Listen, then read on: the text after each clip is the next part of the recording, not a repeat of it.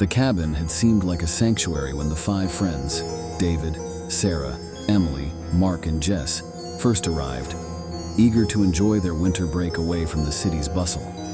Surrounded by a pristine blanket of snow, it promised a peaceful retreat. As the first flurries of snow began to fall, they huddled inside with laughter and stories filling the warm air. But as night fell, the blizzard transformed from a gentle snowfall into a roaring tempest. The cozy cabin became a prison as the snow piled high, blocking the doors and windows. The group's initial amusement turned to concern, then to fear. The electricity flickered and then died, plunging them into darkness. The howling wind seemed to carry voices, whispering secrets just beyond human understanding.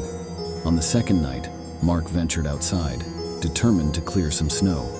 He tied a rope around his waist, the other end secured to the cabin door. Hours passed, but Mark did not return. When David and Sarah pulled on the rope, they found it severed, the frayed end swaying in the wind. Panic set in. They rationed their food and huddled together for warmth. The blizzard showed no sign of abating, and the temperature inside the cabin dropped perilously. It was then they noticed the figures outside. Shadowy silhouettes danced in the swirling snow. At first, they thought it was a trick of the mind, but the figures grew bolder, coming closer to the windows, their forms vaguely human but distorted, as if made from the snow itself.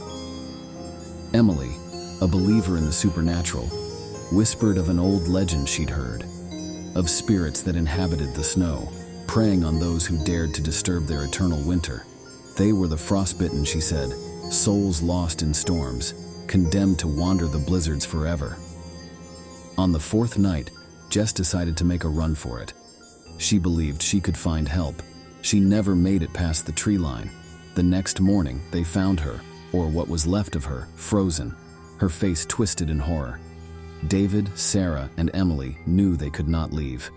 The frostbitten were waiting, watching. As the fire died and their food dwindled, they accepted their fate. They were not just trapped by the snow, but by something ancient and unforgiving.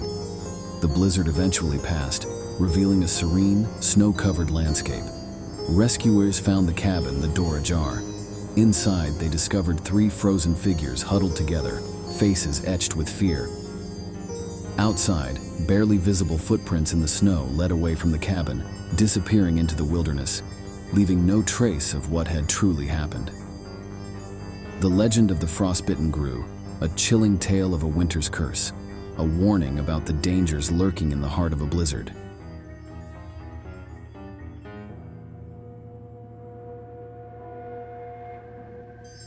In the quaint town of Everwood, the Harper family stumbled upon a peculiar treasure in their attic, an old handcrafted advent calendar. Made of dark, lacquered wood and adorned with intricate carvings, it whispered of ancient secrets and forgotten tales. The family, delighted by the find, decided to incorporate it into their Christmas tradition.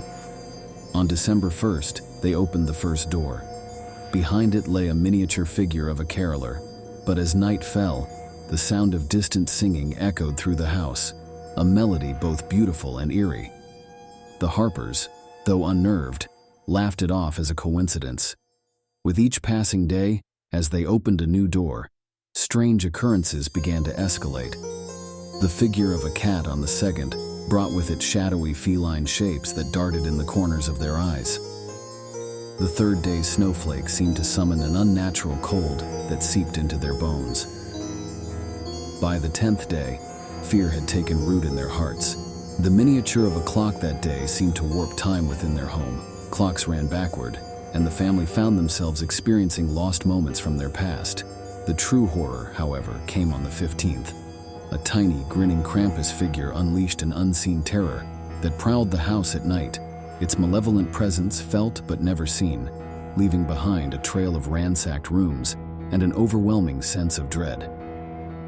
As Christmas approached, the family became prisoners in their own home, each new Advent door revealing a deeper layer of horror. Whispers in the walls, phantom footsteps, and chilling visions became their daily ordeal. On Christmas Eve, with trembling hands, they opened the final door. Inside was a mirror, and in its reflection, they saw not themselves, but a vision of their home in ruins, a shadowy figure standing amidst the chaos. The calendar shattered, and with it the haunting ceased. But the Harpers knew that some doors, once opened, could never be closed again.